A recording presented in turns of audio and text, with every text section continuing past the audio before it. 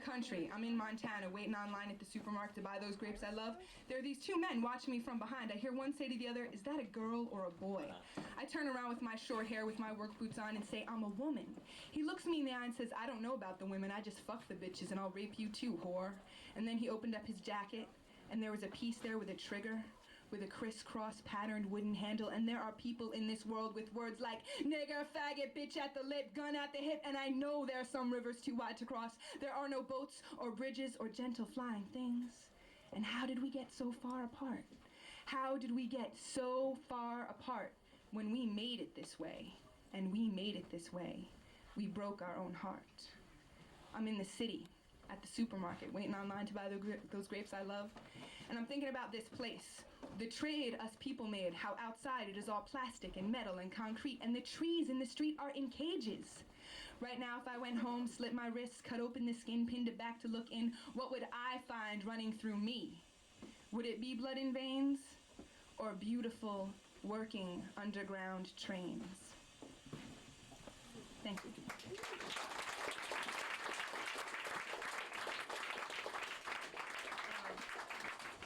All right, this is about urban decay is great, and Coney Island is definitely the mecca for me of decay and beauty. And this is about the Thunderbolt roller coaster there. Old abandoned roller coaster curled against the sky, blackened by time rips, the wind passing by. Squealing ghost riders cling to its shine. I say, gonna keep me this time, and you say no. I say, are you gonna keep me this time? And you say no. So I walk 1,000,000 miles underground from train to train. Everywhere I go looks the same, never change. See mad dogs in my room, they aren't really there. They hunger for the moon as they breathe the steamy air. I set them free in the streets to roam and howl like grooms. They wander and whine, they don't really care. I want them to save my soul. I say, gonna keep me this time? And they say no. Save my soul. I say, gonna keep me this time? And they say no. Save my soul. I keep trying to leave, but packs of dogs keep coming. Been waiting for the train, but the train's not running. The dogs are scaring, howling, growling. Maybe someday the train will come. Maybe someday the train will come. That was like an abbreviated version. Okay. All right. Do you guys want to hear another poem or a song? A song? Okay. This is called Enemy. Are you my enemy? Look what you've done to me. You left me talking to myself like a crazy woman. And you better learn to finish what you start. You better learn to finish what you start. 'Cause all your loose ends are gonna tie you up, tied up in the end. All your loose ends are gonna tie you up, tied up in the end. I am cut and sewn by monsters, they are looming in the rafters. I lost myself on the way here, now I don't know who I am, what I am, when I am, who I am, what I am, when I am. Are you a memory? That's what you seem to be. Every time I reach out to touch you, you're already gone. And I was happy when I was 6, more than halfway to 10. Oh, I was happy then. You used to hide behind the couch and shoot me with wooden bullets that came from a clothespin gun. And why was it so much fun? Why was it so much fun? Oh, my society, you deny responsibility. You're just like Nazi Germany right before World War II began. And it's safe to sit at home and watch TV. It's so safe as long as it's them and it's not me. But soon it will be, soon it will be.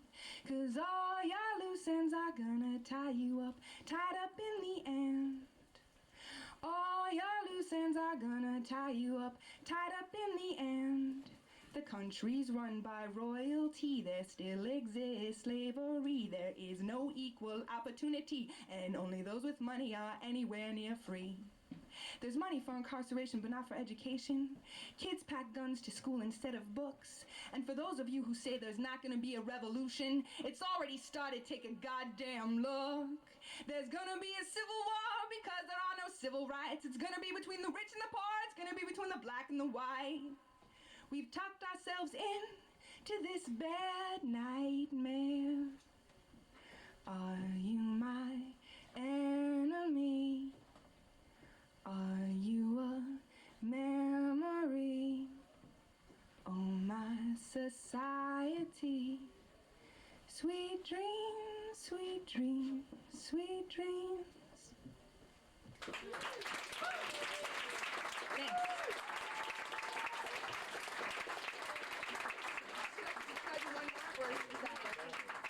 Okay. Oh, sorry. I'm sorry. I had no idea how long I was supposed to go. Thank you very much, and thank you. My band is playing on the 18th at Meow Mix, so, and I also have 7 inches and CDs for sale if anyone's interested. Thank you. Jane Hohenberger, ladies and gentlemen, upstairs. Your table's up there? Okay. Is Elliot Katz in the house? We need an invocation from Mr. Katz. Mr. Katz. The poet Elliot Katz approaches the stage. The poet Elliot Katz approaches the stage. The poet Elliot Katz approaches the stage. Thank you, Penny. Hello, everyone.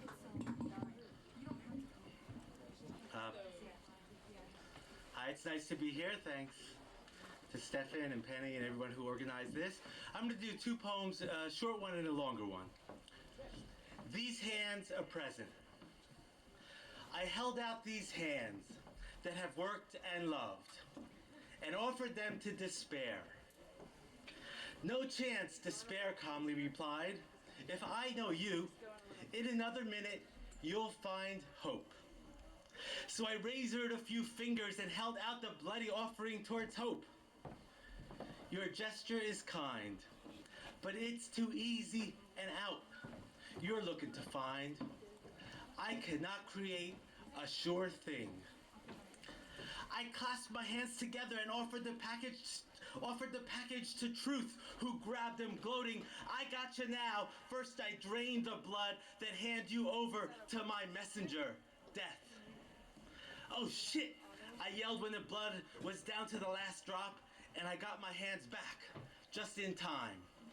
Whereupon I took a pen, and with this verse, I give these hands to you.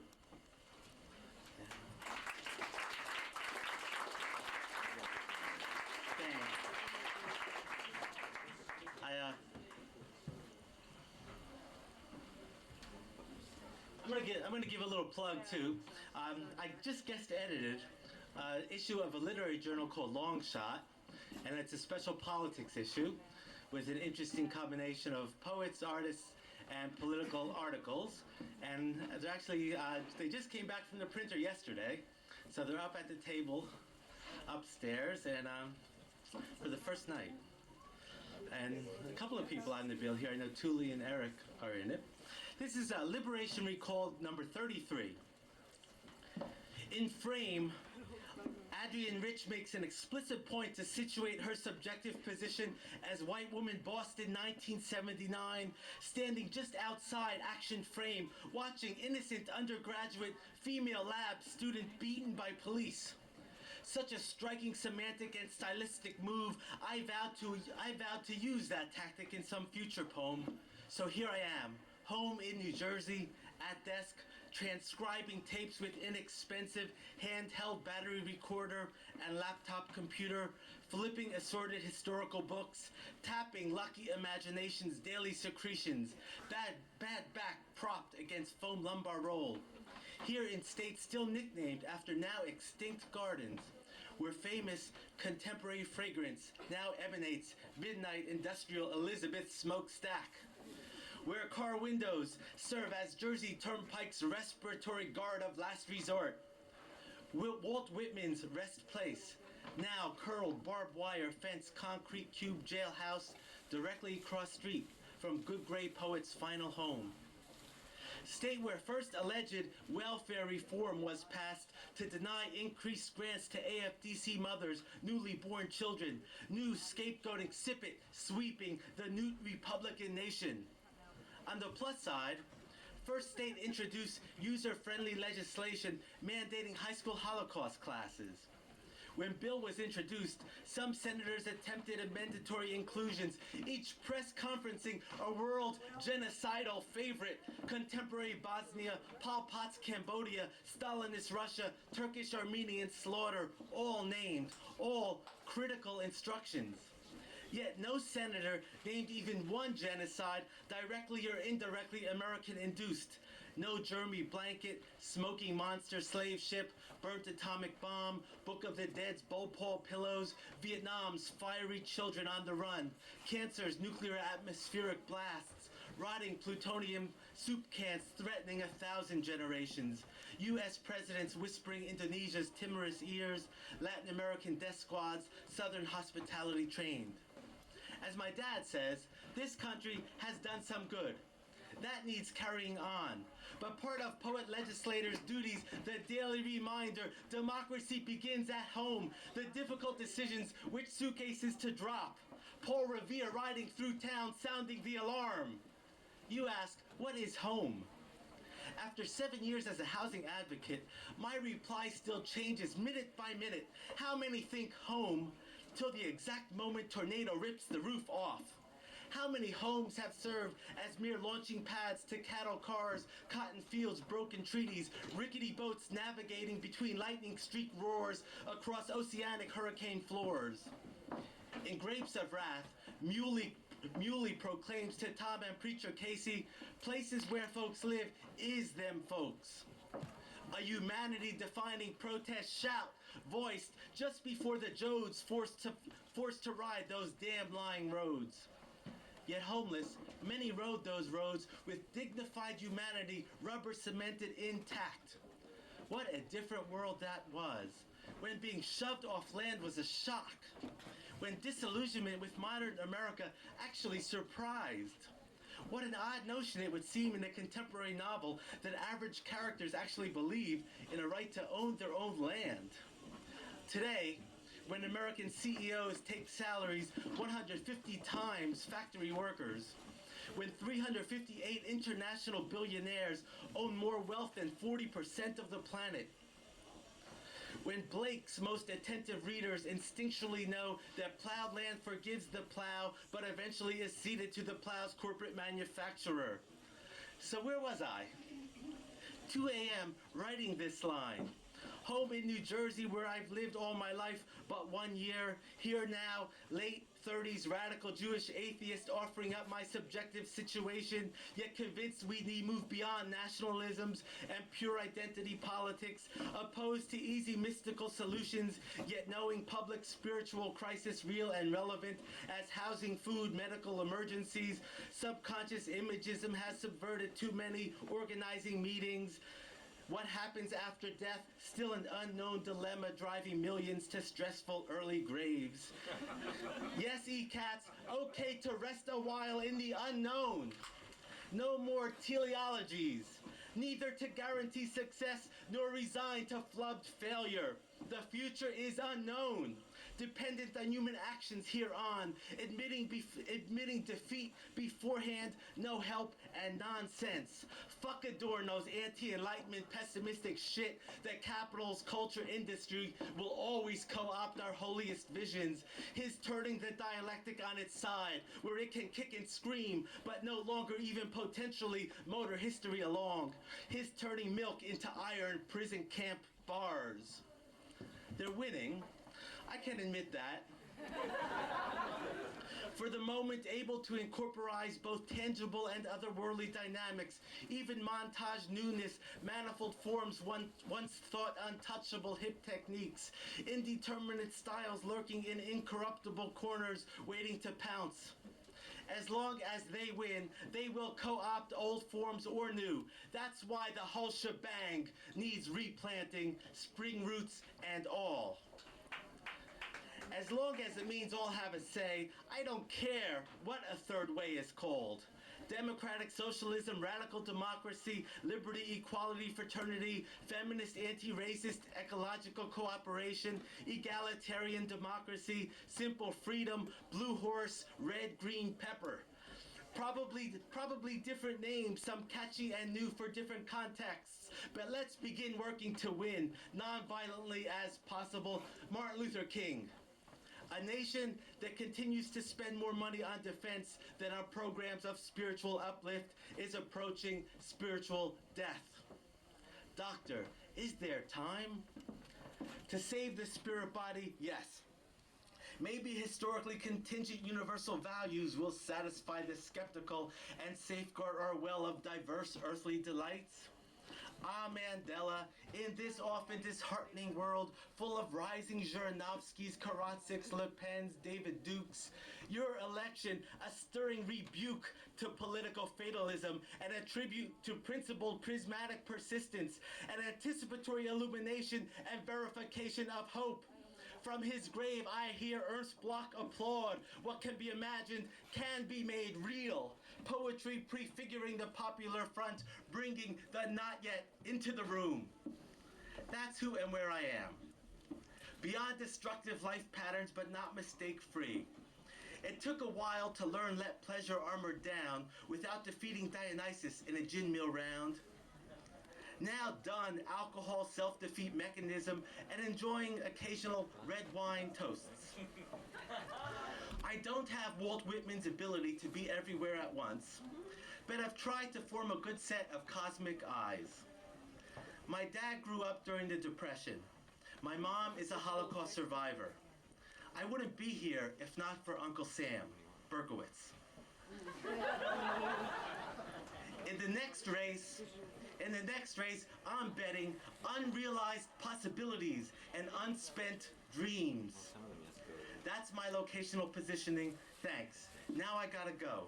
Driving with lyrical instincts and obsolete maps, pulled steady through this magnetic and hazardous spiral of time. Thank you.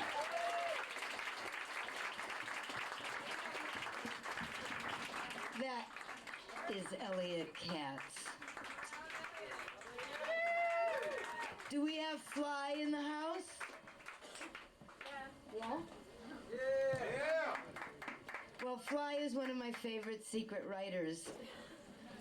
And she has little manifestos that she drops everywhere without trying to act like she's a big poet. I like that. I am not a poet. I have a few secret manifestos with me tonight. If anybody wants some. I only have a few though. I wasn't expecting to go next actually, so I'm not dressed yet.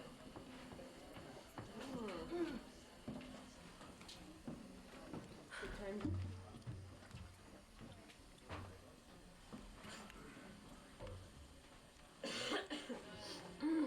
I'm not warmed up or anything. Wow.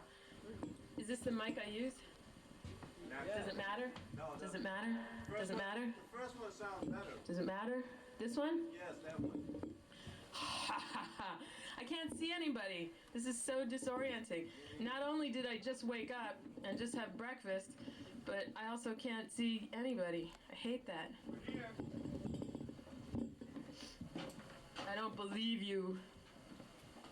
You have to make more noise.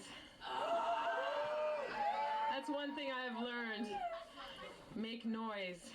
People think you are working harder. Okay, well, I wasn't sure what I was going to do, but I have some stuff in my hand, so I guess that's what you get. So the first thing I'm going to do is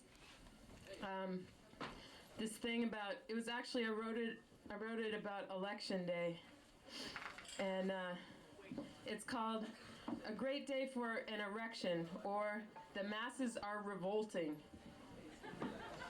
I don't know what this is going to sound like, because I just don't know.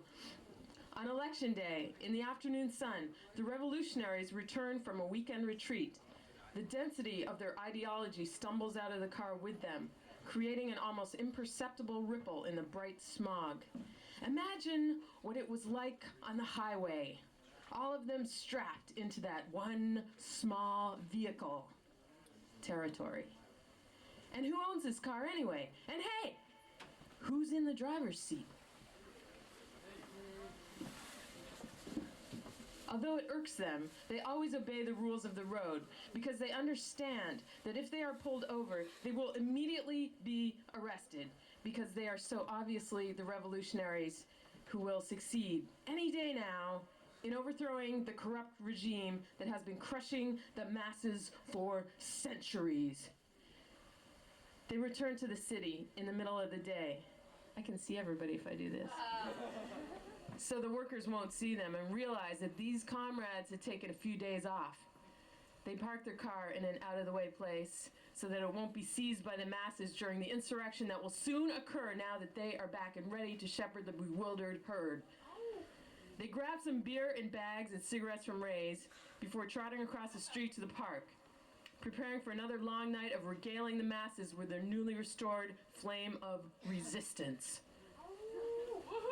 All of these things actually happen on Election Day. Yeah. On Election Day, try sitting in public for a few minutes. Some man wants to know how I'm feeling. He wants to know how I feel. He really wants to reach out and touch something.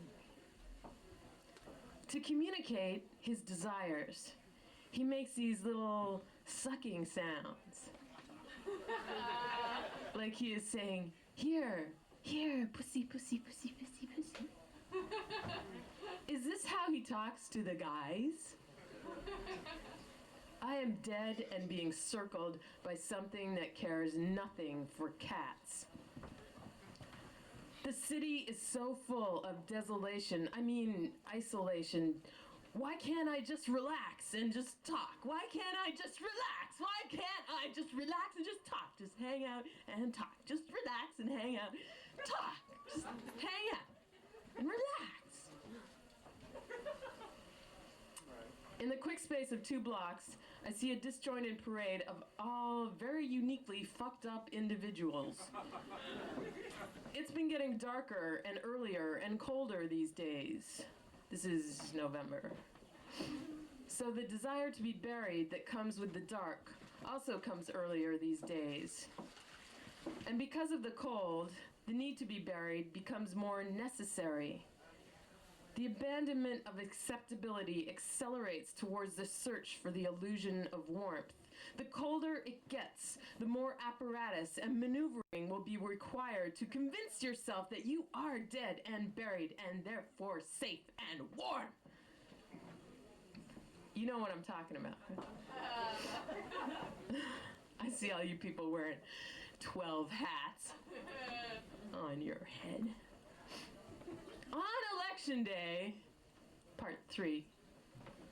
The street is full of people and noise. This has nothing to do with the election, but wait a minute. Maybe it does. The film crews are moving in. The real drug dealers were all busted off the street in the spring by real cops, and it was like watching TV. Some of the cops had big Rambo guns, and they ran up and down the street, just like real cops are supposed to. And all the drug dealers were face down on the pavement, where real drug dealers belong. And now, tomorrow, they will film an episode of New York Undercover, which I guess is a TV show, right? I've never seen it, but I assume it's a TV show, right? It is really a TV show. They weren't lying to me. And now, tonight, there are arguments. Move your cars out of the way. Here's the permit from the real police. A special order. How convincing is that? And how convincing will the actors be? Will we be able to tell them apart from real cops? From real undercovers? Or will we think the real undercovers are just actors? I have this suspicion that this whole thing is a real undercover police operation. It would be the perfect setup. Cops acting as actors who are acting as cops. Hey, that would make such a good episode. And then there would be actors acting as cops who are acting as actors who are acting as cops. This would make $1 million. Unfortunately, I was unable to contact the scriptwriter because what happened, and this is true. No, I didn't try to contact the scriptwriter, but I know I wouldn't have been able to because what happened was my friend Dog Boy, who always gets, my friend Dog Boy was at Sidewalk. The assistant directors for New York Undercover were having breakfast. And he had some words with them. So he punched one of them in the face. So any career with New York Undercover, for any of us, it's just about shot to shit right there. And you can thank Dog Boy. Thank you. Because, well, as we all know, I blame Dog Boy. Thank you. I want everyone to remember that when anything goes wrong. Blame Dog Boy.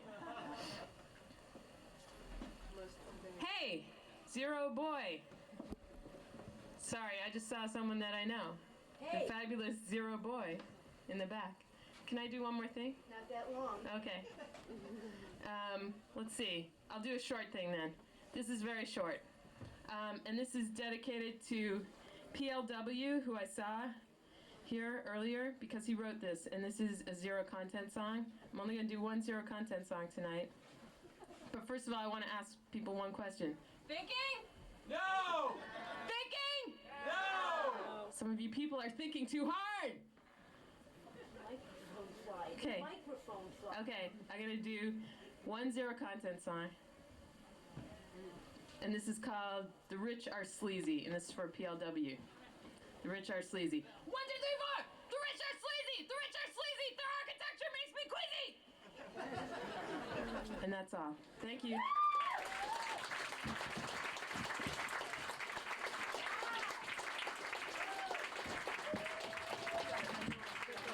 It's cool. So this is the way it is. I guess I should have explained this earlier on. The reason why these horrible lights are in the eyes are so that everybody who wants to go upstairs and smoke cigarettes or smoke pot or have a conversation can do it upstairs and still hear and see everything that's going on the stage.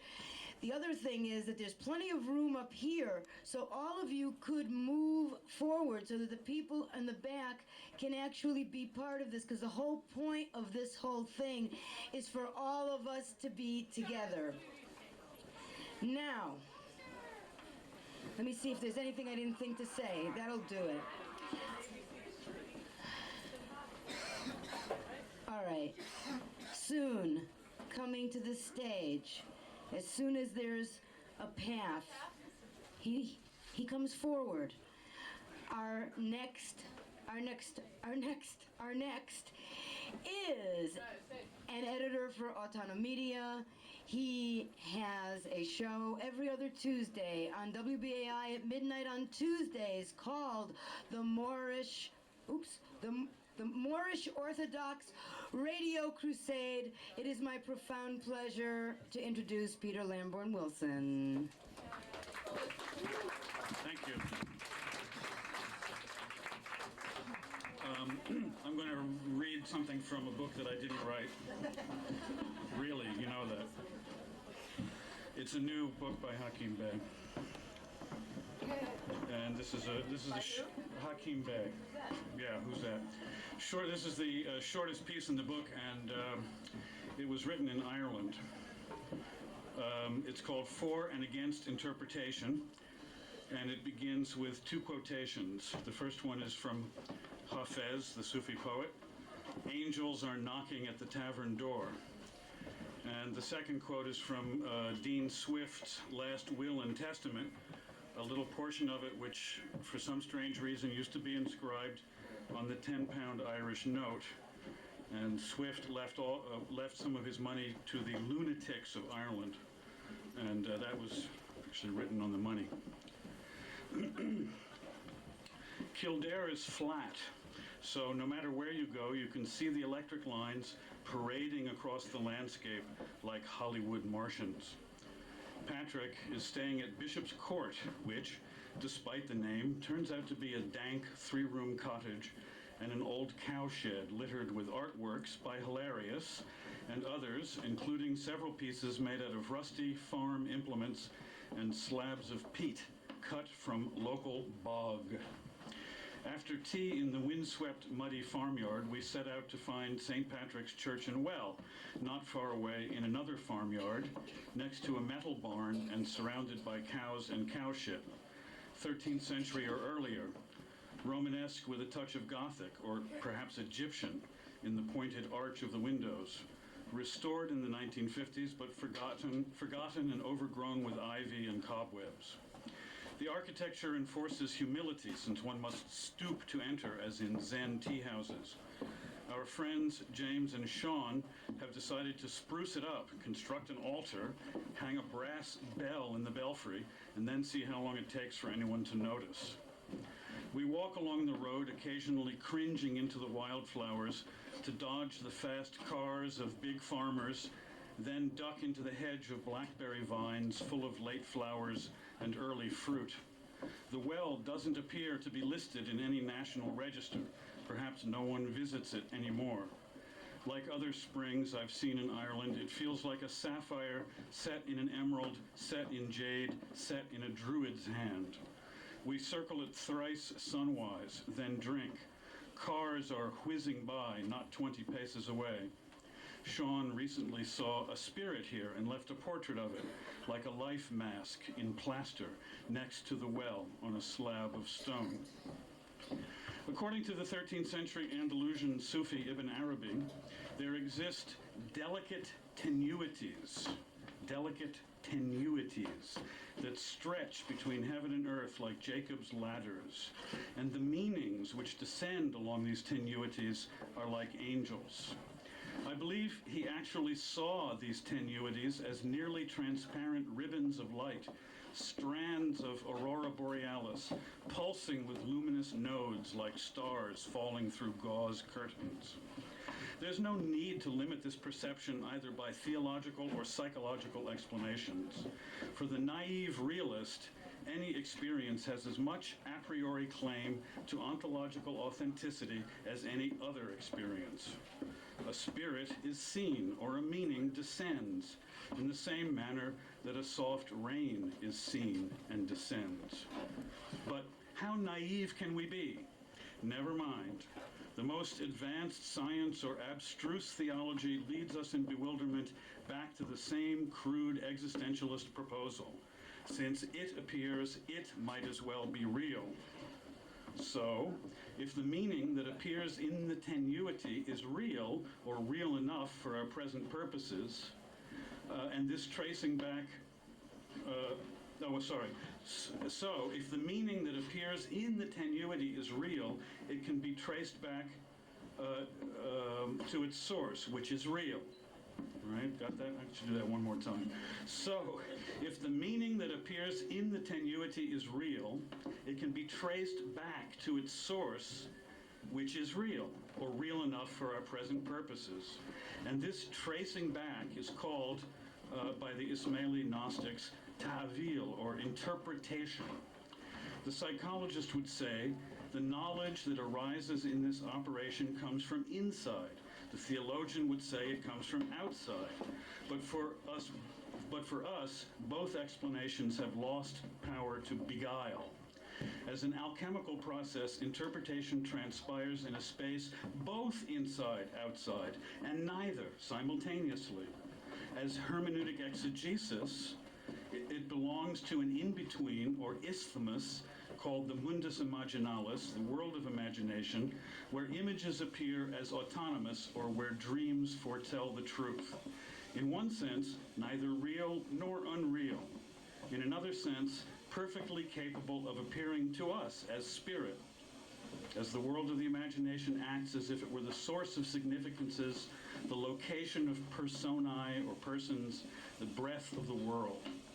Science and religion might unite to call this delusion, but for us it is rather a matter of sheer desperation. The two-dimensionality of dueling epistemologies, dichotomies, semantic traps, bad faiths, fuck science and religion.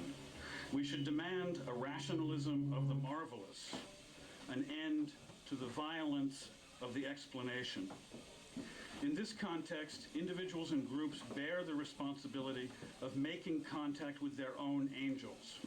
Even the mystic gurus have misled us here, since they stand between us and our own awareness and pretend to an authority that reduces us to subjects, or rather to objects of someone else's interpretation.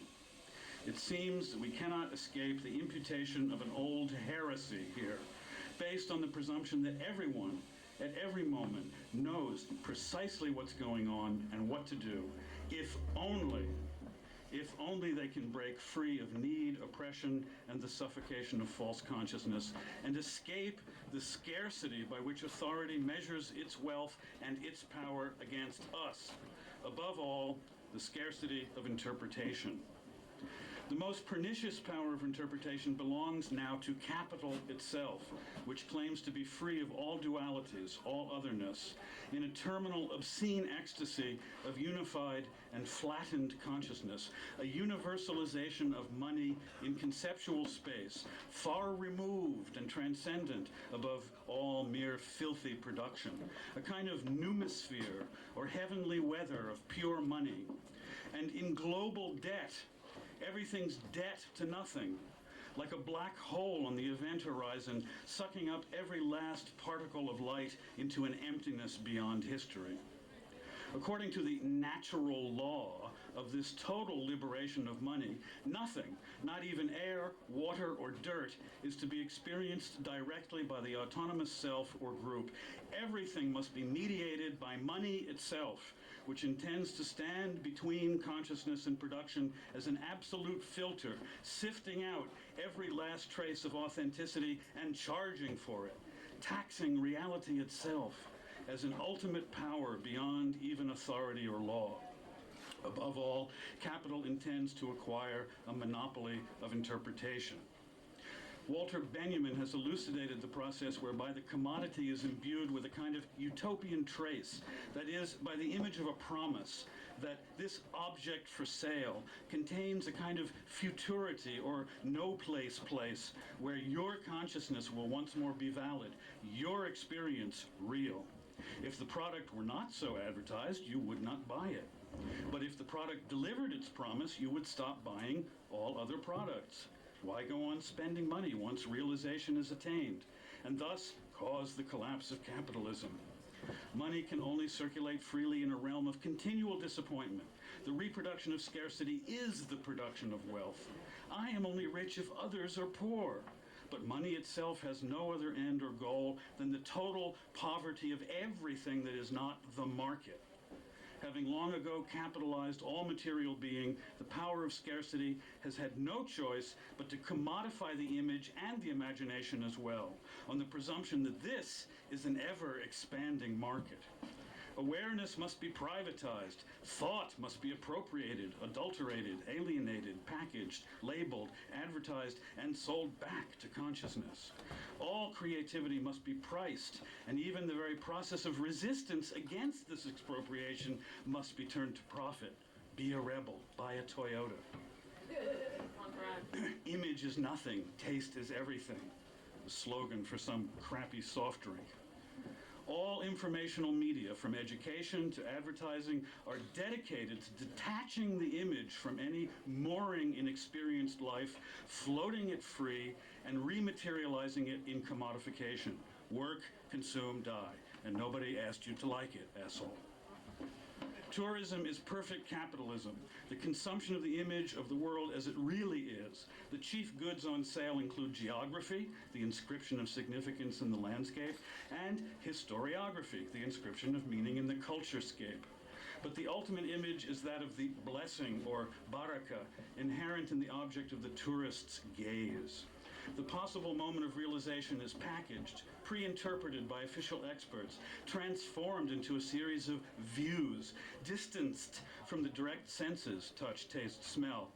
Space is overwhelmed by time, stratified, separated, parceled on a grid of permissible expectations. Becoming is rendered into the rigid digitalizations of recording devices, banished from memory and embalmed into a counterfeit of pure being. So-called primitives would say that soul is being stolen here, that meaning itself has entered a field of decay, a sort of beam emanating from an evil eye or a withered self eaten by envy of all significance. The problem lies not in the content of the tourist's experience. One can imagine tours based on ideas we might even consider quite correct or beautiful. The problem is inherent in the container, in the very fact of interpretation, in the structure of a dialogue that excludes all response, resonance, or resistance. Certain kinds of travel, nomadism, pilgrimage, return meaning to the landscape. Other kinds, war, tourism, can only take it away. Reciprocity reaches a vanishing point in such patterns of depredation. Even the most subtle propaganda of the state never approached this ultimate edge. After all, it always evoked its own opposition. While tourism represents the end of all dialectic, since the only negative gesture it evokes is terrorism, which is its own suppressed content, its evil twin. The tourist, seduced by the utopian trace in its most poignant aspect, the image of difference, becomes a molecule of pollution, bears the virus of sameness and the burden of disappointment into a world that once lived for itself. The role of the artist in capitalism can be compared with that of the tour guide, interpreter of experience for consumption on the most elite level, agent of recuperation for society's most exquisite longings or deepest resentments. And even a tour guide might be sincere. But the comparison might prove invidious, inasmuch as the artist's intention is to add meaning to the sum total of experience, not to subtract it or abstract it. The gesture art makes presupposes the gesture of reciprocity, of presence. This movement is interrupted by the essentially non-human intervention of capital, the exacerbated mediation of a power that can only grow by creating scarcity and separation. What if all the artists, poets, scholars, and musicians of Ireland or the Lower East Side were invited to transform the country's new interpretive centers, that refers to Ireland, tourist centers, in their own image? What if all the artists and poets were invited to transform these centers of representation according to the images that artists wanted to project? But who cares what exalted aesthetic lays claim to the triumph of interpretation, so long as the result is always the suppression of our own creativity? In Java, I heard that everyone must be an artist. And indeed, everyone already is an artist, to the extent that all lived experience is a co-creation of self and other. Production that is also play, and above all, the production of meaning. We do not need the artist to live for us, but simply to be our facilitator, our companion, part of our circle of reciprocity. And as for art, if there exists any way for it to avoid being englobed, we can see it only as a form of opposition to the one big world of unified representation. Such art refuses, or would refuse, to become part of the grand unified theory of the end of physics, or the end of history, or the end of the minimum wage, or anything else. There's nothing virtual about it, and it's not headed for a condition of disappearance, which would simply amount to defeat. I believe modern art as resistance is headed for the condition of the unseen. That which is real but not seen has the power of the occult, of the imagination, of the erotic, like Sean's spirit mask at Patrick's Well. It gives back meaning to the landscape. It abides unnoticed until someone perhaps takes it as a free gift. By its very existence, it challenges the world of the commodified image and changes, however slightly, the shape of consensus reality. Even at its most hidden and secret, it exercises a magnetic effect, brings about subtle shifts and realignments, and at least in theory, it gives up merely talking about the world in order to change it. Is this perhaps, however, covertly an authoritarian act? No. Not if it were a sharing of meaning, an opening into the field of delicate tenuities. What if it were rendered completely invisible? Then perhaps we might speak of the presence of spirits, of a necessary re-enchantment, too tenuous for the imperial heaviness of the eye, and of a necessary clandestinity. And what if it were to reappear sometime as sheer opposition to the unbreathing virtuality of a world which is always deferred, always someplace else, always fatal? That evening we drive back to Dublin in the long summer light past megalithic mounds, travelers' encampments, and the crumbling 18th century follies and ziggurats of mad ascendancy lords. Past St. Patrick's Hospital, which Dean Swift left in his will to the lunatics of Ireland. Sites that have perhaps not yet been absorbed into the new world of Euro money, golf, and the national heritage. Just before nightfall, we're in Dunleary, near the Martello Tower, looking out at a heavy and nostalgic view of the ocean under grey clouds. The front gardens of the seedy Victorian seaside villas are adorned with one of my favorite Irish plants, mysterious and rather shabby palm trees that evoke for me a secret Moorish past, a memory of Barbary corsairs, or of monks from Egypt and Spain. A Celtic cross was once discovered in Ireland, engraved with the Arabic phrase Bismillah, the opening of the Quran. These palm trees were probably introduced by some turn-of-the-century horticulturalist with a taste for the exotic. But for me, they stand for Ireland's hidden African soul. A dark, soft rain begins to fall, or that at least is my interpretation. Thank you. Thank you. That's Peter Lamborn Wilson. Stefan! Where's Stefan?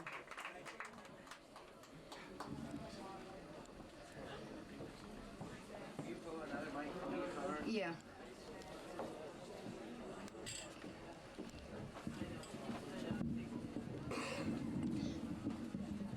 Hey everybody, thanks for coming. I have a couple announcements, and that's that Mark, if you lost some keys, you knew Lars, if you're here, speak up. And the other announcement is that Autonomous Media donated a box of this book, Cracking the Movement, which deals with the squatting movement and the media, particularly dealing in the history of Amsterdam and Berlin. And Fly here did the cover. So they donated it so that ABC No Rio could sell it to generate funds. You can get it for anything you can donate, however you feel. They're upstairs at a big table.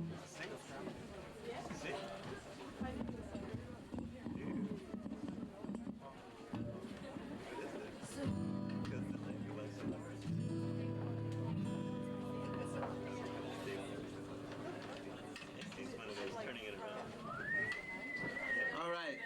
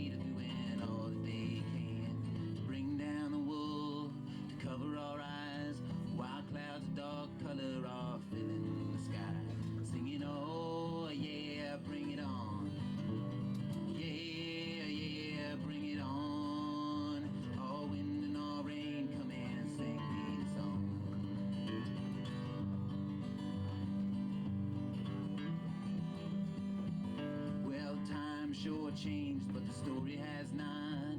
And the change stood on much that we almost forgot. But the wind's finally blowing and the clouds rolling in. And some folks will shudder while others will grin, singing, oh yeah, bring it on. Yeah, yeah, bring it on. All wind and all rain, come and sing me a song.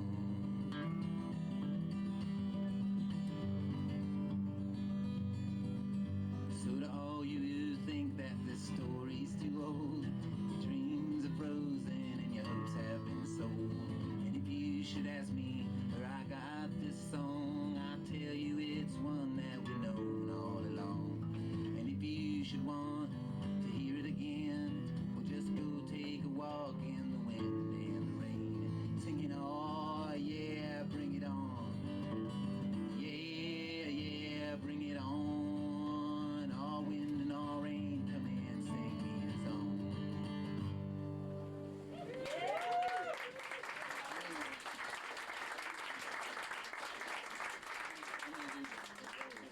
This is a simple one. Everybody can sing along if you don't know it already. We'll be singing Dinky Patterson.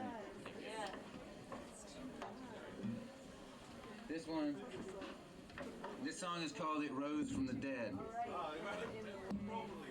And it is rising.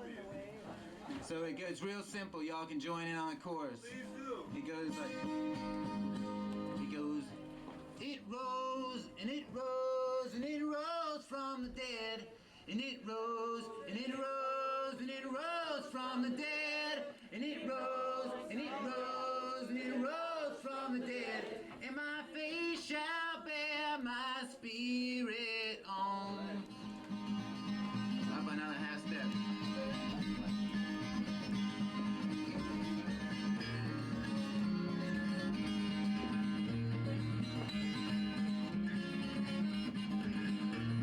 Y'all can clap too. It's kind of, I mean, it's a gospel song. It's an old spiritual.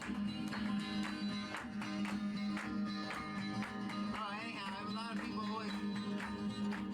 This meeting, I guess, is about y'all just start talking together.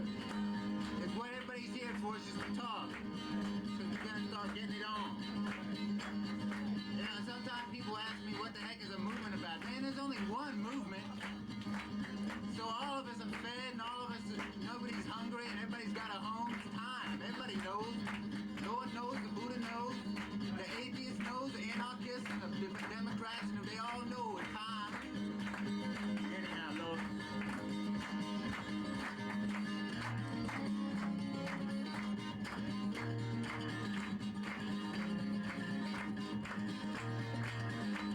So if anyone should ask you, how did this movement start?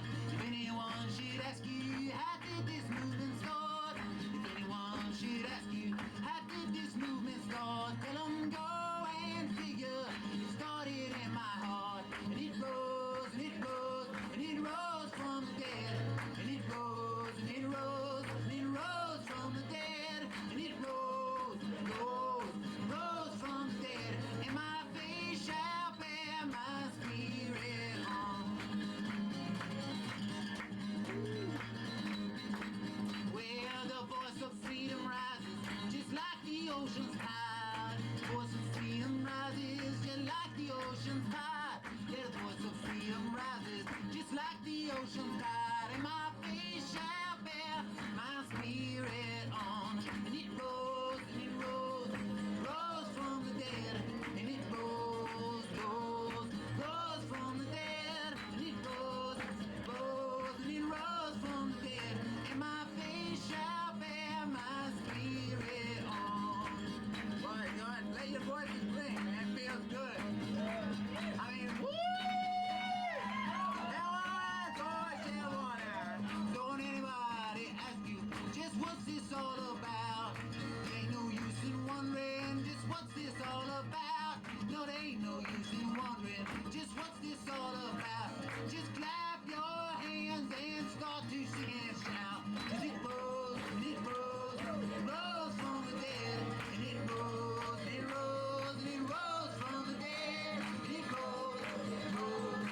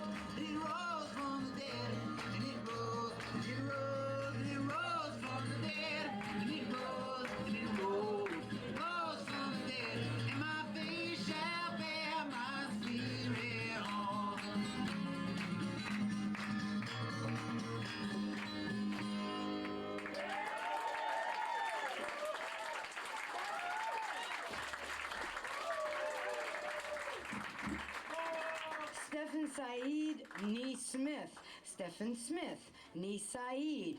Stephen, everyone knows you. You made it happen.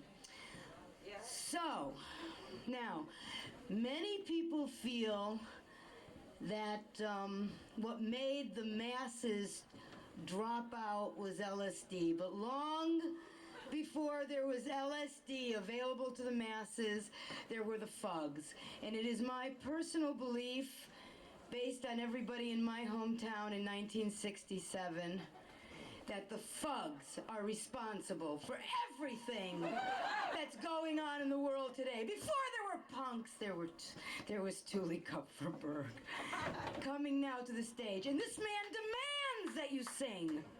You know, if you want to make things happen, I mean, you gotta sing. I mean, we cannot stay spectators. That's the whole point of tonight. If you don't have the words, you better get them. Well, honey, there's a big mic here for the big guy. I thought this was a better mic. Oh, you like this mic better? Wait a minute. No. Allow me. It said the sound was better, but we don't want to be spoiled by better sound. Let's give you two. No. You're right.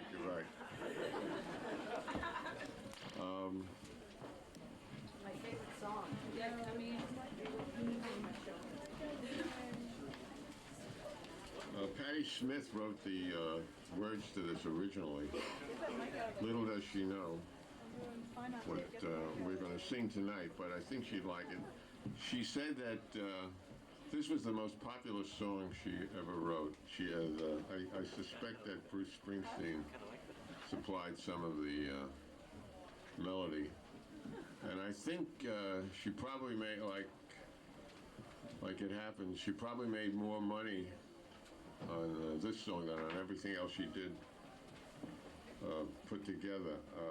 I don't think she liked the song. It was sort of banal love song, you know, in quotes, like Peter Lambert Wilson does.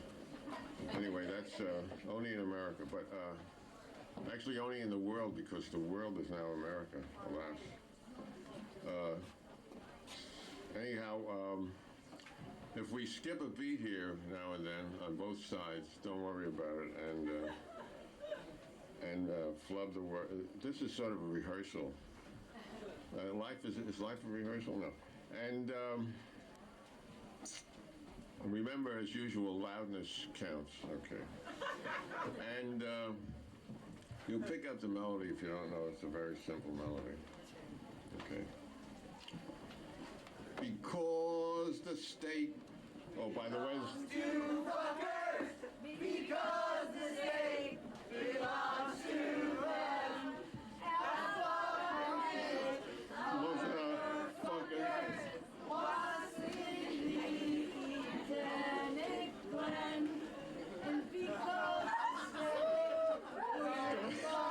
Come on up on stage. Because the state Was made for them.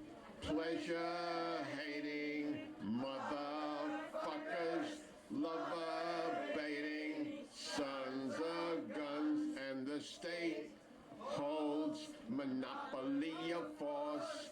Cop killers also means cops who kill, and though the idea is somewhat coarse, Wilhelm Reich might hold that's a sexual thrill. And because the state seducts us early from 3 years on to post-grad docs, because the state educts us early, it dries our brains, hangs them out like socks. Because the state thrives with armies, protects its properties through blacks and blues. Soldier boys are never called murderers, but what the hell, what they do, and soon, no doubt, when we're all, the government will take your cunt and my bone. The state is a devil disguised as God that throws its laws like a frightening rod. And this executive committee of the ruling class shoves its media up our ass. Will the evil of two lessers set you free? Now the question's to be internet or BTV. But because the state belongs to Fuhrers, because the state kills us for fun, because the state belongs to Fuhrers, because the state thinks only with a gun, and because the state belongs to fuckers, because the state belongs to them, gotta underthrow them motherfuckers to return us to our Edenic glen. Oh, because the state Belongs to fuckers, because the state belongs to them, or we'll have to change. them all to lovers. Have to try and Start again. We'll have to change us all to lovers, or we'll have to try again.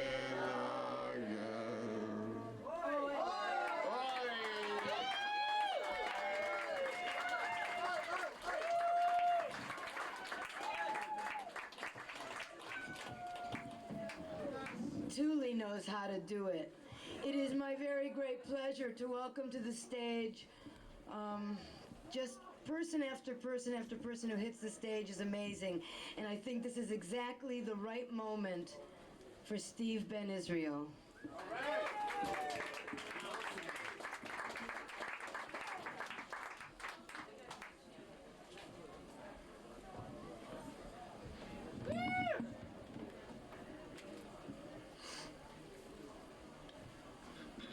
Coming soon, Arnold Schwarzenegger, Sylvester Stallone, Steven Seagal, Wesley Snipes, Bruce Willis, Samuel L. Jackson, Jean-Claude Van Damme, Robert De Niro, Joe Pesci, Christopher Walken, and Harvey Keitel in Fuck You!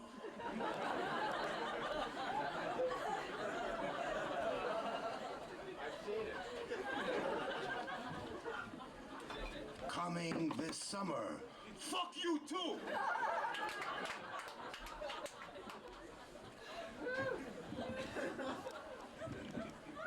Sorry.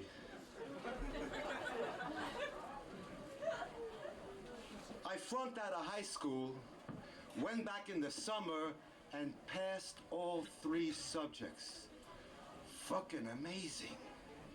Teachers must be nicer in July and August. Friend said, come out to KU in Kansas. I said, are you kidding? With my grades? Write them anyhow. I did. I got a letter back. With your grades? Are you kidding? They give me a 3-month trial period. 5 credits, 3 for English, 2 for Western Civ. So I found my way to KU in the land of thank you and come back. In English, I'm asked to write about Henry David Thoreau's Walden Pond. Reading and writing it down was always tough for me. It still is, but I do it, and a week later, the papers are marked and ready. The teacher says, I have 2 papers here. The first paper shows remarkable insight into Walden Pond, but I'm not sure what language he wrote it in. The other paper is the most grammatically perfect paper I've ever seen. I'm not sure what this guy read. Of course, the first paper was mine, full of red, red, red, on large, yellow, legal. He hands it to me in front of everybody, and I can feel the heat, hoping that the bell's going to ring and I'm going to go outside and talk to a tree, because I know it's going to tell me I'm really okay. The bell rings, make my way to the back of the class. All of a sudden I hear, Stephen, can I see you for a second, please? I make my way to the front and say, yeah. He says, Stephen, are you a foreign student? I said, no, I'm from Brooklyn. I live in New York City where I hold seances to try and contact the living. And you know, New York City takes a lot of heat. I keep hearing this from time to time from different parts of the country. New York City, that's not really America. Really? Now I could say New York City is the concentrate that gives the rest of the country its flavor, but I don't play that because I know better. But what I do know, New York City is America's longest running multicultural show.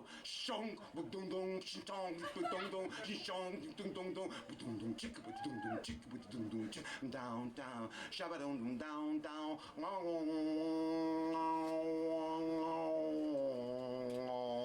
Hey man, I'm Puerto Rican. Hey man, oh, I'm black. Hey man, I'm Jewish. Hey, I'm Polish. Hey, I'm Greek.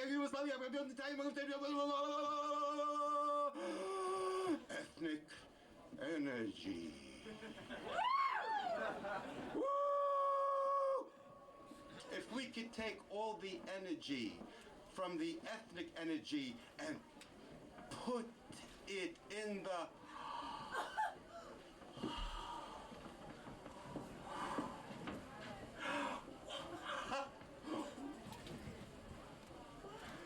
you know what I mean.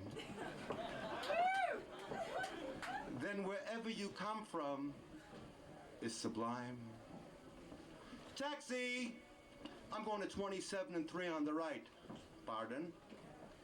I'm going to 27 and 3 on the right. What did you say?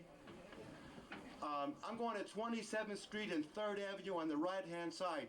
Thank you very much. Where you from? I'm from Pakistan. Oh, and where are you from?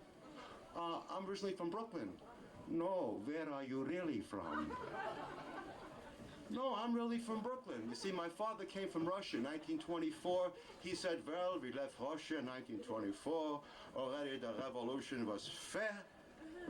And I talk like this, and you talk like this because you're from Pakistan. I said, what part of New York do you live in now? He says, well, actually, I live in Brooklyn now. I said, hey, we're a couple of Brooklyn boys. I said, you got any kids? He says, well, I have a girl 8 and a boy 10. I said, when your kid is 16, he's going to be in the schoolyard and he's going to say, hey, Mohammed, you going to pass that fucking ball or what? Each immigrant group that has come to America, except for blacks who were, each immigrant group was told, hey, clean that. And each immigrant group went, I clean good. And these immigrants have children. And when the children are told, hey, clean that, the children go, clean this. And if enough of us could begin to say, clean this, maybe we could begin to clean this. 27 and 3 on the right and $5. He says, you're a very funny man. I said, I just kind of specialize in the obvious. And he says, my friend, that is very, very difficult. I said, I know what you mean, man, but maybe if you do it interesting enough, it works. Performing. It's like taking a magic potion. It's like rubbing the magic lamp. It's like falling off a cliff. It's like flying after you've woken up from a dream. It's like shrinking myself into a glowworm, sliding down your throat, making all the necessary stops, and singing all the versions of what is this thing called love. It's like blowing myself up so big that I can shock you and move you with my love. It's like when someone in the audience comes over to you and says, you've made everyone here tonight very happy. And you know, that's impossible.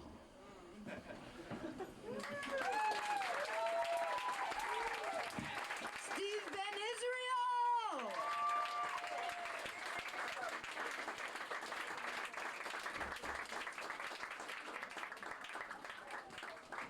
Is Judge Bruce in the house? Do we have Turn 'em Loose Bruce in the house? Who would know such a thing? Where was he when we were getting busted at the gallery tonight? Okay. We don't have Bruce. Bruce is not here. Well, then I think I'll do my identity politics rap. It's very short. I learned this from the Tibetans. It's a direct transmission. It means whether you agree or not, it will stay in your head for 1 year. It goes like this. I'll start with sexual identity politics. Now I'll start with racial identity politics. There are people with black skins, there are people with white skins, there are people with yellow skins, there are people with brown skins, there are people with red skins. Some are assholes, some aren't. Now, the sexual identity politics. There are men who fuck men. There are men who fuck women. There are men who fuck men and women. There are women who fuck men. There are women who fuck women. There are women who fuck men and women. That's it. Some are assholes, some aren't. Consider the discourse formally closed. Has Judge Bruce made it? Has he emerged? All right. Then I'm going to bring on Sinen. Sinen is one of our DJs at Steal This Radio and a wonderful poet. Here she comes.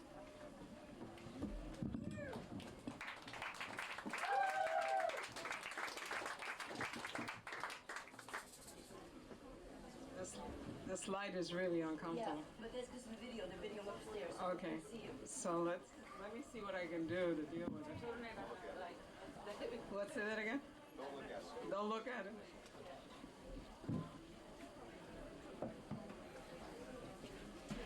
Okay, as usual, I was trying to figure out what to read to make it easy for myself and for you. And I thought I'd read a long one and a short one. I don't know what I will wind up doing, but we'll start with this. It was something that I was thinking about when people were talking about the whatever year of the discovery of America. So it starts, what would have happened if the Mayflower had been met by the Department of Immigration instead of the natives? Would the Pilgrims have been called wetbacks? Would the captain have been called a coyote? Would the Coast Guard have chased and beaten them? Would the women have been raped? Would the children have been traumatized forever? Would eyewitness accounts of the Pilgrims' landing have been reported on nationwide television? What would have happened if the Mayflower had been met by the Department of Immigration instead? Would the Pilgrims have been called illegal aliens?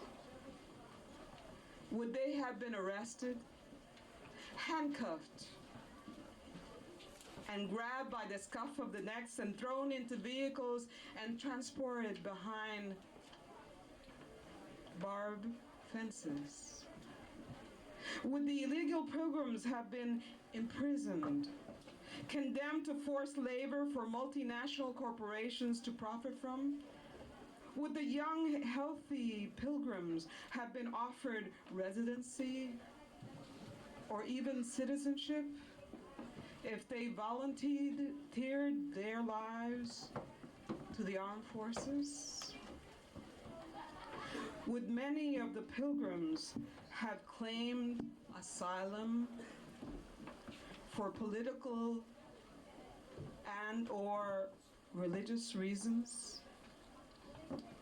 Would the Department of Immigration have denied the pilgrims asylum on those grounds because of criminal records, drug addictions such as alcohol, poor health, or poverty? Would the undesirable wetback pilgrims have been enslaved and worked until they died? Would the profit from their labor have created the foundation for the wealth of the most powerful nation on the planet? Would the illegal pilgrims have been employed mainly as migrant workers, domestics, sweatshop workers, sellers of illegal drugs, blue-collar criminals, temporary minimum wage, no benefit, expendable, cheap labor? Would there have been marches protesting the entry of the wetback pilgrims, labeling them undesirable, undocumented? Would the pilgrims have been accused of taking the jobs and food from the mouths of the peoples of these lands? Would the people have seen the pilgrims as a burden to the taxpayer, a drain on the economy, welfare cheats, welfare queens? Would there have been a sense of moral outrage at the thought that the wetback pilgrims would procreate too quickly, taking over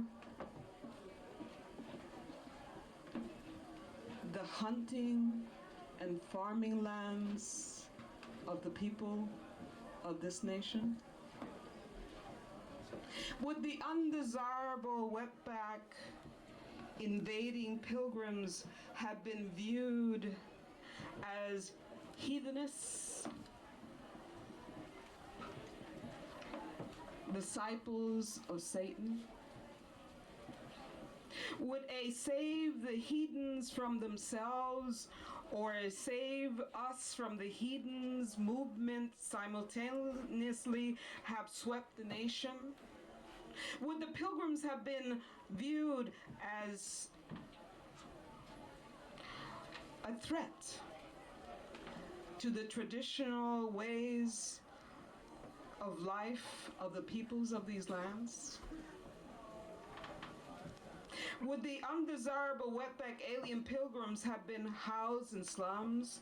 Would they have been accused of destroying the decaying neighborhoods they inherited from the past migrants fleeing to the suburbs? Would there have been legislation demanding stringent immigration policies and making public education unattainable to the children of the wetback pilgrims? Would there have been what would have happened, actually, if the Department of Immigration had caught them in the Mayflower as it attempted to land and rename the spot Plymouth Rock? Would the ship have been quarantined by the Department of Health, declaring it unsanitary? Would all the passengers, captain and crew, have been sprayed with disinfectants, immunized, and declared a danger to the health of the nation? because the pilgrims carried syphilis, typhoid fever. That was a black plague that killed so many in Europe. Would a Save the Mayflower committee have been formed? Would the Red Cross have come in with emergency relief? What would have happened if the native peoples of this land had had the same family values as many of the present occupiers of these lands? Would the Mayflower have been turned back as just another ship of rejected boat people?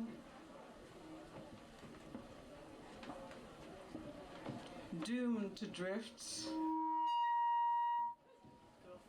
in the high seas? Would Christopher Columbus have been declared an international coyote and have been placed on the FBI's most wanted list with a price on his head? But then there never was a Department of Immigration established by the native peoples of this land. So who is issuing birth certificates, citizenship papers, passports, visas, and deciding immigration policies? Has anyone here ever gone to an office of the Department of Immigration of the peoples of this land? Has anyone? Have you? Have you? So then all of us are illegal aliens. I'm just going to read one more short one. Yeah, it is short. It is short. She's asking me if it's short, and it is short. Okay. No, it's I don't blame her. She's got to, keep time. Better stories than this. Trying to get better.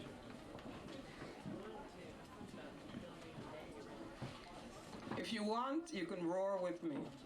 Okay? Roar! I want to roar! I want to tell it to you like I feel it. I want to roar until my mind is my own. Roar!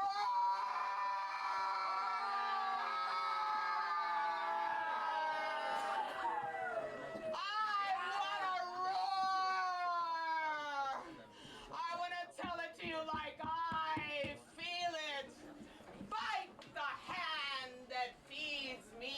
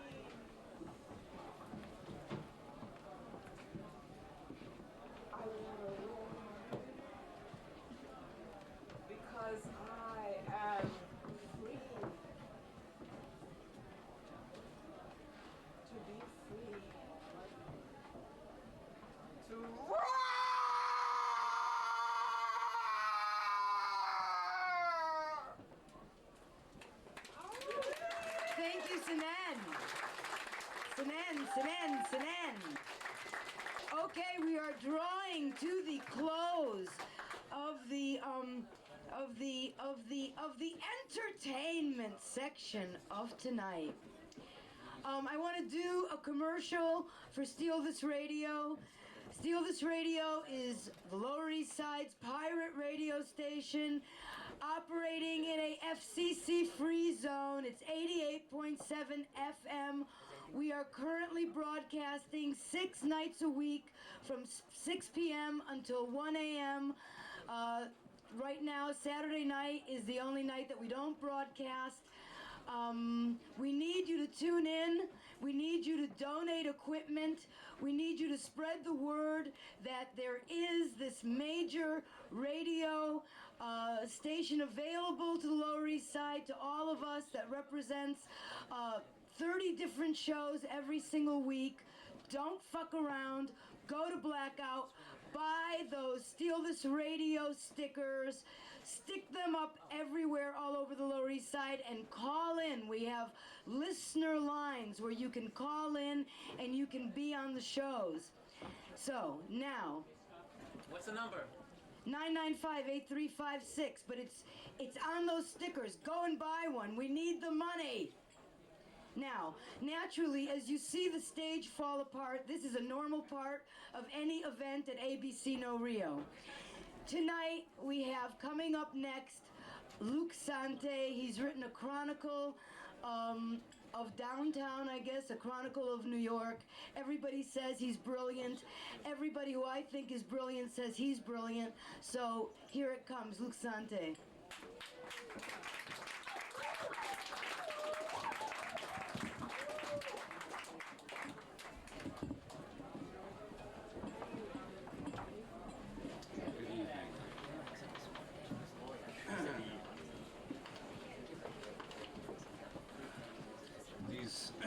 Hello. These are lines to be engraved on the pedestal of the tomb of the unknown soldier of New York City. The last thing I saw was a hallway ceiling, 4 feet wide, finished along its edges with a plaster molding that looked like a long row of small fish, each trying to swallow the one ahead of it. The last thing I saw was a crack of yellow sky between buildings, partly obscured by a line of washing. The last thing I saw was the parapet, and beyond it the trees. The last thing I saw was his badge, but I couldn't tell you the number. The last thing I saw was a full shot glass slid along by somebody who clapped me on the back. The last thing I saw was the sedan that came barreling straight at me while I thought, it's okay, I'm safely behind the window of the donut shop. The last thing I saw was a boot, right foot, with nails protruding from the instep. The last thing I saw was a turd. The last thing I saw was a cobble. The last thing I saw was night. I lost my balance crossing Broadway and was trampled by a team of brewery horses.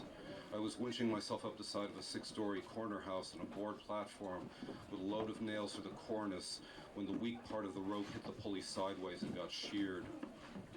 I lost my way in snowdrifts half a block from my flat. I drank a bottle of carbolic acid, not really knowing whether I meant to or not. I got very cold and coughed and forgot things. I went out to a yard to try and give birth in secret, but something happened. I met a policeman who mistook me for somebody else. I was drunk on my birthday and I fell off the dock trying to grab a gold piece that looked like it was floating. I was hanged in the courtyard of the tombs before a cheering crowd and people clogging the rooftops of the buildings all around, but I still say that bastard had it coming to him. I stole a loaf of bread and started eating it as I ran down the street, but there was a wad of raw dough in the middle that got caught in my throat. I was supposed to get up that early that morning, but I couldn't move. I heard a sort of whistling noise above my head as I was passing by the post office, and that's all I know. I was hustling a customer who looked like a real swell, but when we got upstairs, he pulled out a razor. I owed a lot of rent and got put out, and that night curled up in somebody else's doorway, and he came home in a bad mood. I was bitten by that black dog that used to hang around, and I forgot about it for about 6 months. I ate some oysters I dug up myself. I took a shot at the big guy, but the hammer got stuck. I felt very hot and shaky and strange, and everybody in the shop was looking at me, and I kept trying to tell them that I'd be all right in a minute, but I just couldn't get it out. I never woke up as the fumes snaked into my room. I stood yelling as he stabbed me again and again. I picked up a passenger who braced me in the middle of Broadway and made me turn off. I shot up the bag as soon as I got home, but I think it smelled funny when I cooked it. I was asleep in the park when these kids came by. I crawled out the window and felt sick looking down, so I just threw myself out and looked up as I fell. I thought I could get warm by burning some newspaper in a soup pot. I went to pieces very slowly and was happy when it finally stopped. I thought the train was going way too fast, but I kept on reading. I let this guy pick me up at the party, and sometime later we went off in his car. I felt real sick, but the nurse thought I was kidding. I jumped over to the other fire escape, but my foot slipped. I thought I had time to cross the street. I thought the floor would support my weight. I thought nobody could touch me. I never knew what hit me. They put me in a bag. They nailed me up in a box. They walked me down Mulberry Street, followed by altar boys and 4 priests under a canopy, and everybody in the neighborhood singing the Libera me Domine. They collected me in pieces all through the park. They laid me in state under a rotunda for 3 days. They engraved my name on the pediment. They drew my collar up to my chin to hide the hole in my neck. They laughed about me over the baked meats and rye whiskey. They didn't know who I was when they fished me out, and they still didn't know 6 months later. They held my body for ransom and collected, but by that time they had burned it. They never found me. They threw me in the cement mixer. They heaped all of us into a trench and stuck a monument on top. They cut me up at the medical school. They weighed down my ankles and tossed me in the drink. They gave speeches claiming I was some kind of tin saint. They hauled me away in the Ashman's cart. They put me on a boat and took me to an island. They tried to keep my mother from throwing herself in after me. They bought me my first suit and dressed me up in it. They marched to City Hall holding candles and shouting my name. They forgot all about me and took down my picture. So give my eyes to the eye bank, give my blood to the blood bank, make my hair into switches, put my teeth into rattles, sell my heart to the junk man, give my spleen to the mayor, hook my lungs to an engine, stretch my guts down the avenue, stick my head on a pike, plug my spine to the third rail, throw my liver and lights to the winner, grind my nails up with sage and camphor and sell under the counter, set my hands in the window as a reminder, take my name from me and make it a verb. Think of me when you run out of money. Remember me when you fall on the sidewalk. Mention me when they ask you what happened. I'm everywhere under your feet. Thank you.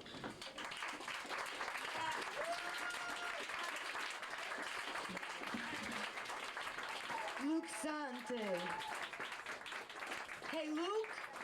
How do you say your name, anyways? Luke Sant. E is silent. The E is silent. Go buy his book. Go to St. Mark's bookstore. Look under S. Okay, coming to the stage, Miss Jennifer Blowdryer. Jennifer does it all. Hey, Jennifer. Like this? Yeah. Thank you, Penny. It's having a woman MC who's not annoying is as rare as having, like, I don't know, women DJs. I'm not sexist or nothing, but I don't think Penny's annoying at all. That must mean she's telling the truth. Well, goddamn.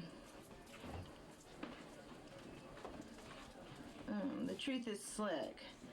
You can't beat it as a gimmick. These nighttime soaps of ours are functioning as the opposite of grapes of wrath. They think it is sunny. They think we are beautiful, even featured over here. It is not. We are not. Everybody wants to help you. Everybody has. Female prison wardens, neurotic babes, gay know-it-alls, heavy-set outlaws, and me. Take it like you do, sugar. Be a monument of all our best. We're sorry there's no roof or walls available on a permanent basis. That would be outdoing ourselves. Wait a minute.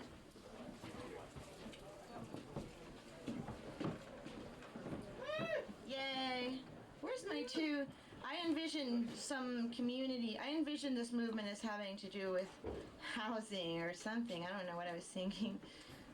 I have this poem, but I can't really remember it. It's like a squarish lump is our national architecture. It is a design built of, fatigue, and sheer necessity. How much would a damn curly Q have cost? It wasn't until I went to Miami that I knew that apartment buildings could be cute. And I'm like, damn, man, why didn't they just put, how much trouble would it have been? Okay. I live in a neighborhood that's become a cliche, even an insult, downtown. The East Village absorbs and it waits. On Sunday at 3 o'clock, you can step up to the podium of ABC No Rio without even putting your name down on the list and read or sing, and you don't have to be that good. You can be awful in return. At 7:30, you can go somewhere else, put your name down, and do the exact same thing you did at No Rio or something different. And when you're done, you could walk over to Surf Reality and watch, or go there instead of someplace else and sign up. And what confuses people is that there's no power here. They keep getting it wrong. Ambitious humans sing the same 3 songs over and over everywhere, lugging props and equipment. They get worn out, haggard, run down, and running shows is like performing here. If you want to, you can. They try moving themselves around on the bill, going after that one before this one. It turns into a warm body syndrome. How many living, breathing beings are willing to attend? We are not in vaudeville like Mae West and W.C. Fields to entertain the new set of immigrants alienated by local high culture. We are not in vaudeville to support our tiny sons and daughters. If we were, and the children born in this neighborhood do seem unusually small in size, we would be singing cover songs. An American Indian acid casualty told me that his friend in the CIA told him, "We know we are in the dark ages when all the bands are playing cover songs." What we are doing while we wait to go on is being a neighborhood through the medium of a show business replica that's gotten admittedly out of hand. And of course it's complicated. We're not just constantly invaded like Amsterdam, full of strangers that want to buy drugs, fetishes, and shoes. Strangers who wonder if we want to disco. Amsterdam has a handful of Dutch people, while we are invaders ourselves. As the poets say, it's all that and then more. And Joyce Carol Oates reading about love leaves you stone cold flat. But a foot messenger from Midtown is joined by a damaged mailroom clerk, and they gig better than anybody you will ever see, and they could have become awkward and dull like their jobs. But they have won, and they may have no use for you. One of them might even slash your painting, and we all know that's wrong. Mickey Rooney would be friendlier after a show, but Sugar Babies is unwatchable and very nearly inconceivable. Sugar Babies may be worse than a slashed painting. I don't insist, I walk around, much like the people called the poor. Come to think of it, I'm poor, but I've been told not to refer to it in print by an editor who said too many people from my neighborhood did that. It is too downtown, too East Village. I was insulting myself by referring to my own trite circumstance. I understood immediately, and in agreeing went further away. I took off my makeup years ago, but I close my eyes sometimes and dreamily imagine costumes. Thank you.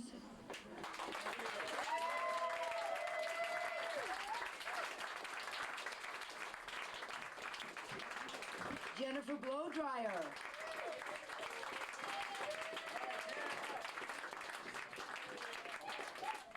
Coming up to the stage, Sander Hicks. Well, actually, are Todd and Jenny in the room? I don't know. Are Todd and Jenny in the room? Well, I got like 2 actors that are supposed to do this piece with me. Are Todd and Jenny upstairs? Yeah, I checked. Somebody said they saw them, but then they. So what does it mean, Sander? Well, Penny, is there Well, anything you can maybe make a last ditch attempt to go find Todd and Jenny? 'Cause they're really good. yeah, go ahead. Go find them. And is there somebody you can put up in front of them? Mr. We could have. Oh, they found them. Oh my God! It's a reunion.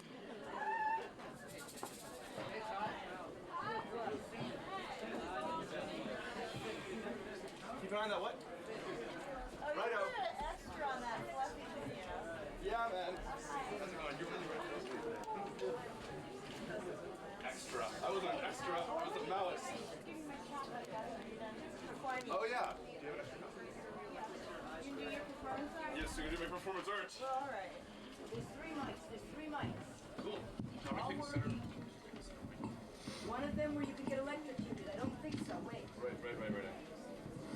Thank you, Penny. Pull them into the lights in front. Come around that pole and get in the front.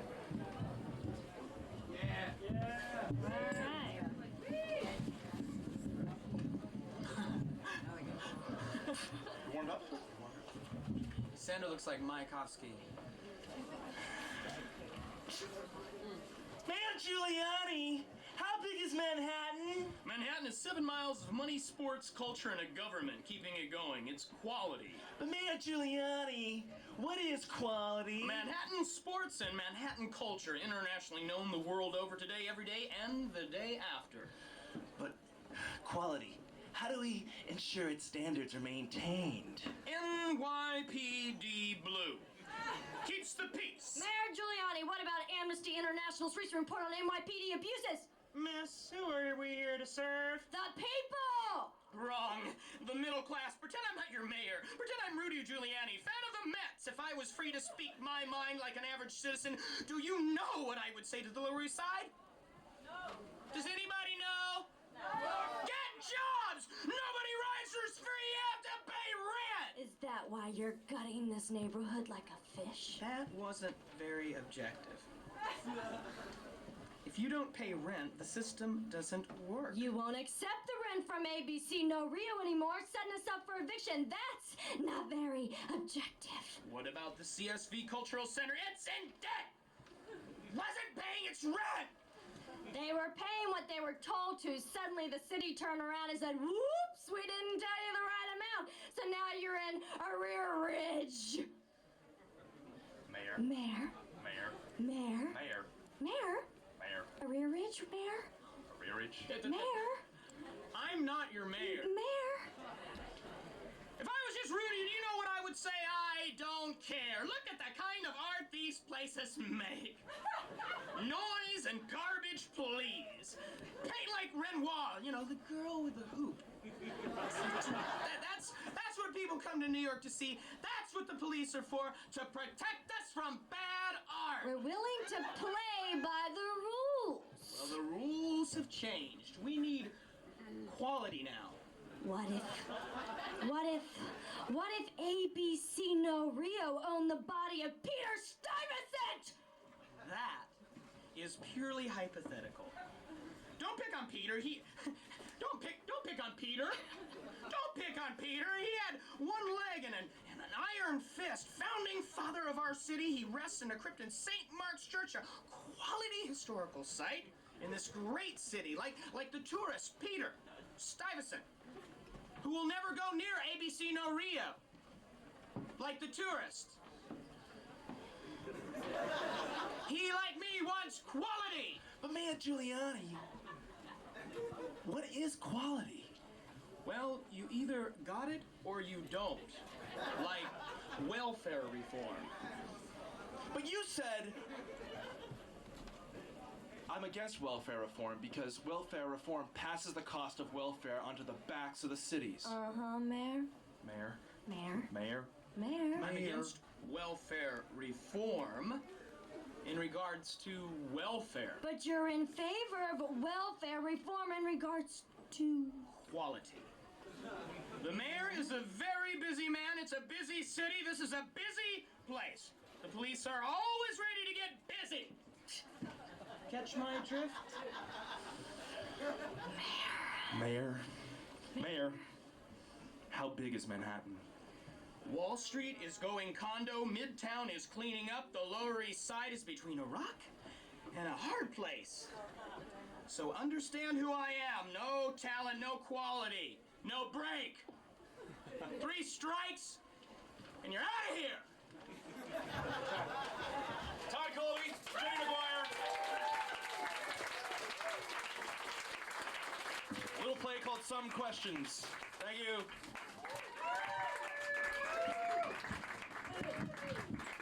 That was Sander Hicks with Jenny McGuire and Todd Colby. Coming to the stage, we have Eric Drucker. Eric Drucker. Eric Drucker. Happy Chinese New Year's.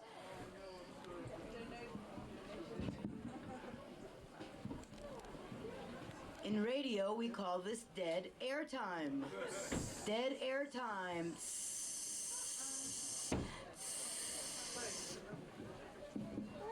So this one's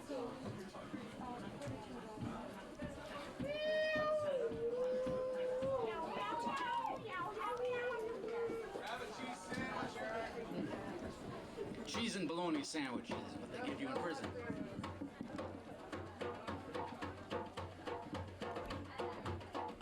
When first I came into this world, my eyes they could not see.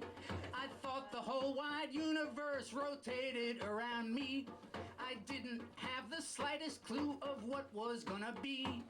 The grown-ups threw me in a cage and told me I was free. Ow, ow, ow, ow, ow, ow, ow, ow, ow, ow. They sent me to that schoolhouse to learn those ABCs.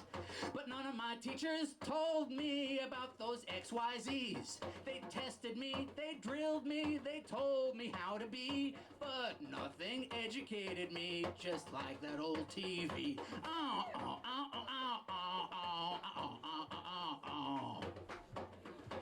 Years they went by slowly, fluorescent lights did shine. With endless repetition, I almost lost my mind.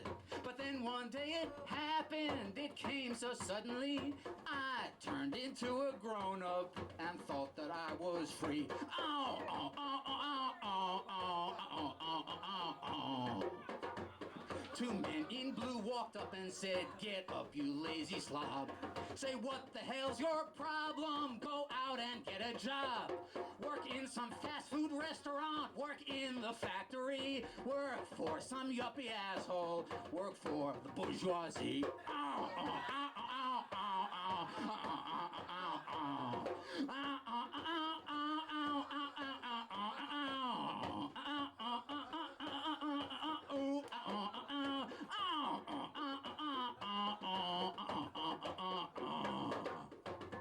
The cop, he got so angry, he pulled a can of mace. I grabbed it out his hand and I sprayed it in his face. They locked me in the county jail and threw away the key. But all the jails in all the world couldn't keep their chains on me. Ow, ow, ow, ow, ow, ow, ow, ow, ow, ow, ow.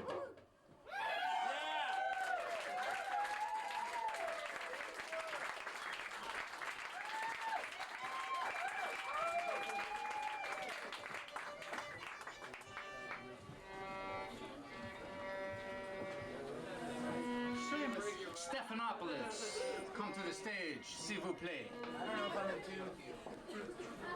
We'll do it in G. If I'm not in tune, maybe we just run it without. We'll try.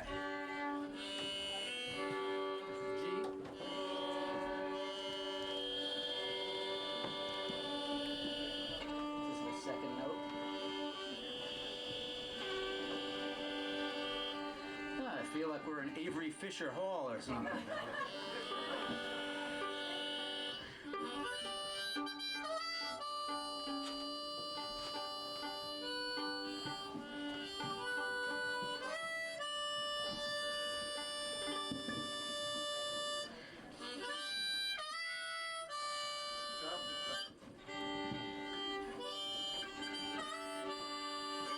Stefan.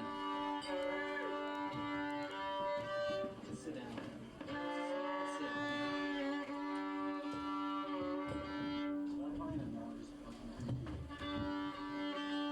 nice to see everyone made it down here on the Chinese New Year of the Ox. After a lifetime on the Lower East Side, I came up with this song, The Ballad of Low East Sida. You could help me sing this if you remember how it goes.